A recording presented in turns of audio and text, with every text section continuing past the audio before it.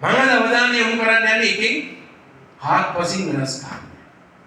ඒ තමයි දූෂණයෙන් තොර රටක් හදන්න ආපු පුනරුදය ආණ්ඩුව පටන් ගත්ත දවසේ ඉඳන්ම දූෂණය කරන එක පිළිගන්න. පටන් ගෙන මාස දෙකක් යනකොට කන්ටේනර් වංචා. කන්ටේනර් 323ක් පැන්නුවා. අද වෙනකන් දන්නේ නැහැ කන්ටේනර් 323 තිබුණේ කුඩුද, ආයුධද, සල්ලිද, වාහනද, සහල්ද මොනවද තිබුණේ කියලා අදත් අපි කවුරුවත් දන්නේ නැහැ. නිලධාරී නම් කිව්වා මේකේ කුඩු තියෙන්නත් පුළුවන්, ආයුධ තියෙන්නත් පුළුවන්. ඊට පස්සේ අයිස් කන්ටේනර් දෙකක් පැන්නුවා. බුද්ධිංශ වාර්තා තියෙනවා. අද වෙනකන් කිසිම කෙනෙක් මේ බුද්ධිංශ වාර්තා තියෙන්නේ එළියට ගියේ කොහොමද කියලා අද වෙනකන් කිසිම නිලධාරියෙක් එහෙම නැත්නම් දේශපාලකයෙක් අත්අඩංගුවට අරගෙන නැහැ. ඒ පළවෙනි වංචා.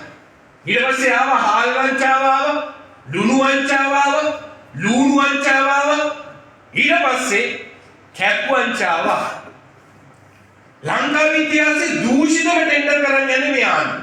අපි දන්නවා ඉතින් කැබිනට් එකේ ඉන්න අපේ රමේෂ් පතේල් නැමැතුමා ඉන්නවා.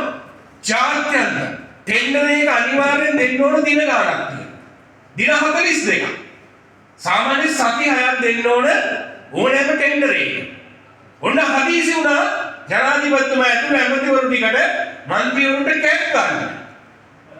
ජාත්‍යන්තර ටෙන්ඩර් එක කැප් වලට ගන්නකොට දවස් 13ක්. කොහොමද හදිසි?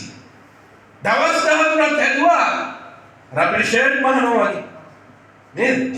අපි ෂර්ට් ගිහලා මෙෂර්මන්ට් දීලා ෂර්ට් එක කලිසම හොදලා මහනවා වගේ හැදුවා ටෙන්ඩර් එක කම්පැනි එක. ඒ මෙෂර්මන්ට් එකට ෂර්ට් එක ඇඳපුවා මගේ ෂර්ට් එක ලේකම්තුමාට අඳින්න බෑ. ඒක රමේෂ් මහත්මයාට නාරකල අයියට අඳින්න බෑ. ෂර්ට් එක හරියන්නේ මට විතරයි. ඒ විදිහට හැදුවා කැප් එකේ ටෙන්ඩර්. එක සමාගමටමයි දවස් 13ක්.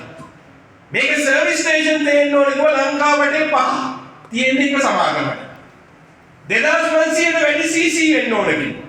සමාගම් දෙකයි තියෙන්නේ. ඒකෙන් මිල ගණන් ගත්තම ලස්සනට අරකට ෂර්ට් එක මැච් වෙනවා. ඒ විදිහට තමයි කැප් ටෙන්ඩර් එක. දැන් දවස් 13 හදිසි කිව්වා.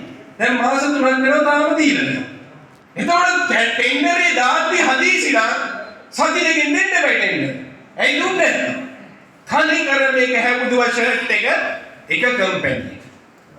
ඊට පස්සේ දැන් මේ දවස්වල ප්‍රසිද්ධ ගල්ලඟුරු වංචා. මේක තමයි ලංකා ඉතිහාසයේ දූෂිතම ටෙන්ඩර්. ලංකා ඉතිහාසයේ දූෂිතම ටෙන්ඩර්. ලංකා ඉතිහාසයේ වැඩිම පාඩුවක් වෙන ටෙන්ඩර් එක තමයි මේ ගල්ලඟුරු ටෙන්ඩර්. පටන් ගත්තේම අර කියපු සති 6 සති 3කට අඩු කරලා පටන් ගත්තා. අප්‍රේල් මාසේ කැඳවන්න ඕන ටෙන්ඩරේ අගෝස්තු වලට කල් දාලා පටන් ගත්තා. තමන්ගේ හිතවත් අය රෙජිස්ටර් කරලා පටන් ගත්තා.